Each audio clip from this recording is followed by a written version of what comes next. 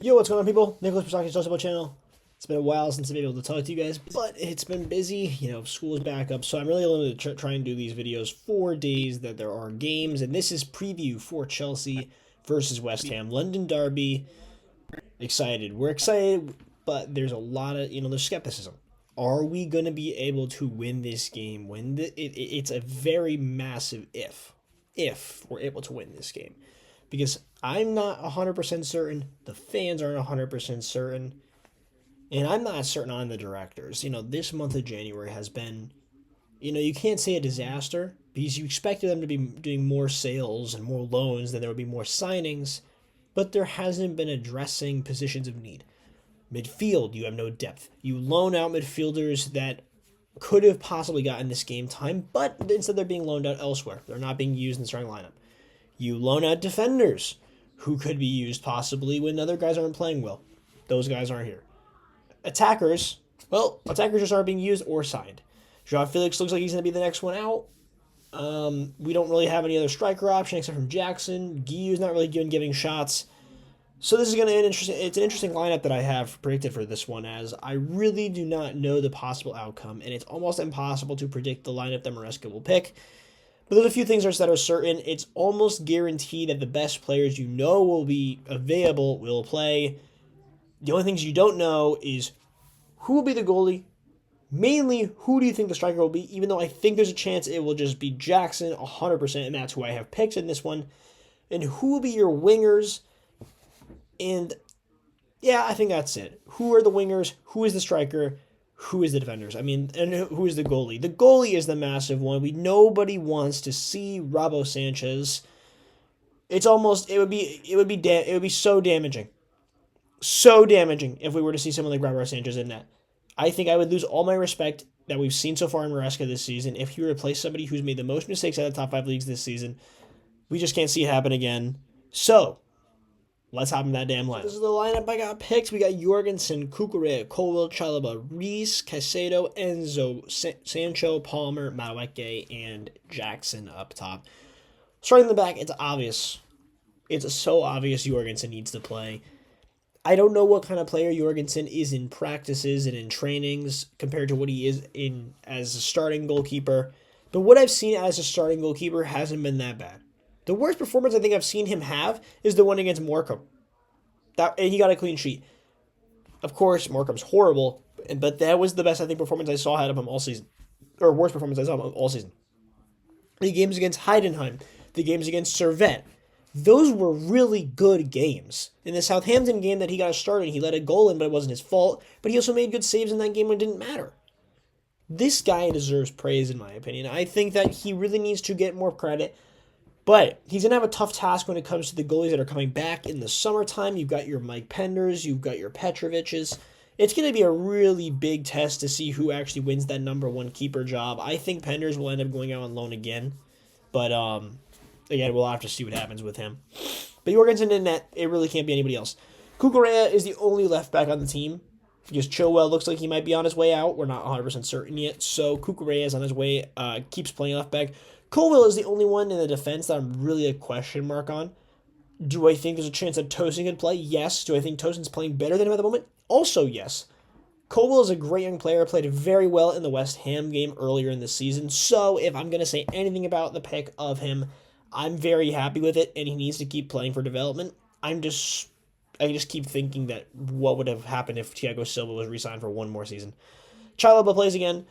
And I 100% bet you that Chels is just going to keep being picked. And it's incredible to the directors that they have to keep letting him be picked. It's incredible the fact that we know he's the best center back we have at the team now. He's the best center back in the team. No questions asked. Best center back in the team, was out on loan, and now he's playing every single game. It's freaking ridiculous.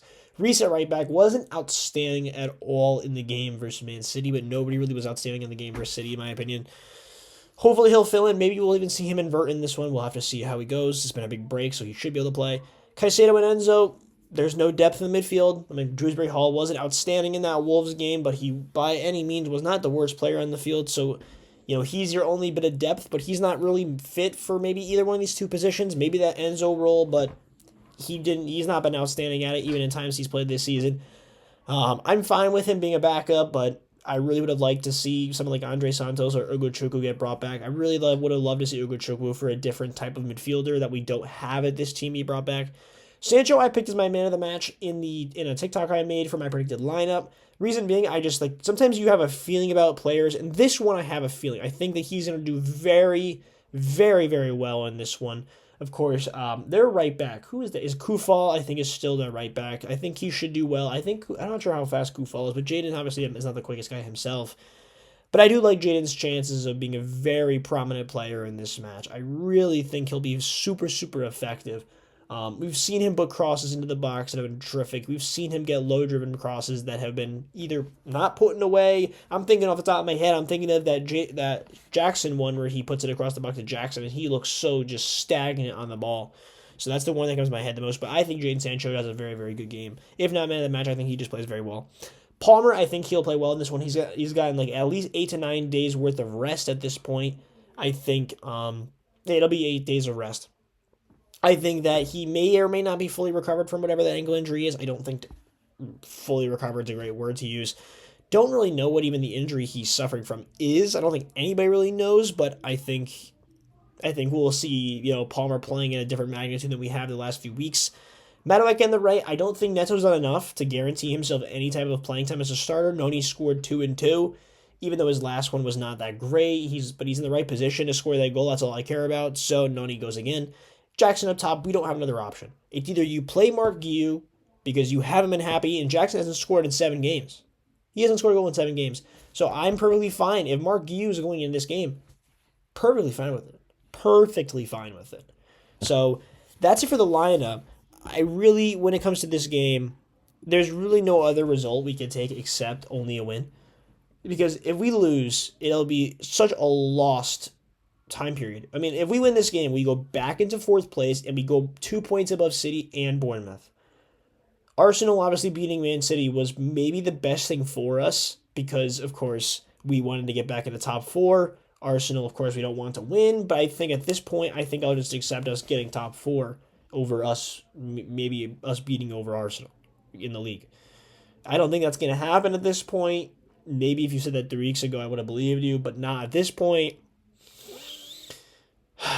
It's one of those things right now where I'm just thinking to myself, the amount of results that happen this week, it's just an absolute necessity that we need to come out of here with a victory. It doesn't matter how. I have a 2-1 win. I have only a 2-1 win. I think this is a massive game for the importance of the season. I think this is a game that if we win it, it turns our season around. I just have that feeling in my stomach. 8 o'clock kickoff. At night kickoff, we've had a few of them these last few weeks. I just have a feeling in my stomach that this is the game that can turn our season around. We've got tougher games coming up. Of course, we've got back-to-back games against Brighton and FA Cup. I don't think it's knockout rounds, round of 16 in the FA Cup, and then we have them in the league. And then we've got games like Arsenal coming up. We've got some tough-ass fixtures on the way, so we really cannot break this, this period of play that we need to be on. I really want to know what you guys think of my lineup and, possibly what yours is. I really do not think that if I had to come up with something that might happen in this game that, normally... Okay, let's put it this way first. If Sanchez plays, do we think he makes a mistake that costs us the game in this one? Because there's been mistakes in the past that Sanchez has made, but it hasn't turned into anything effectively. Let's put it this way. If Sanchez plays, I think the entire fan base will just go insane. They won't even matter what the result is. If we win, I think they'll still be upset the fact that Sanchez plays. There's a certain type of stigma when a player is not playing well. You don't play him, or you play him less. In the goalie's retrospect, you bench him and you put the backup in. And when the backup you have is like 4 or 5 years younger and he's played well at times, I just think he should get put in. I don't know why I brought it back to Sanchez, but I think I just needed to do it. Let me know what you guys think. 2-1 win in my split. I want to see your guys' lineups, but also follow on TikTok and Instagram, Nicholas Perstock, CFC on those. See you guys in the next one. Peace.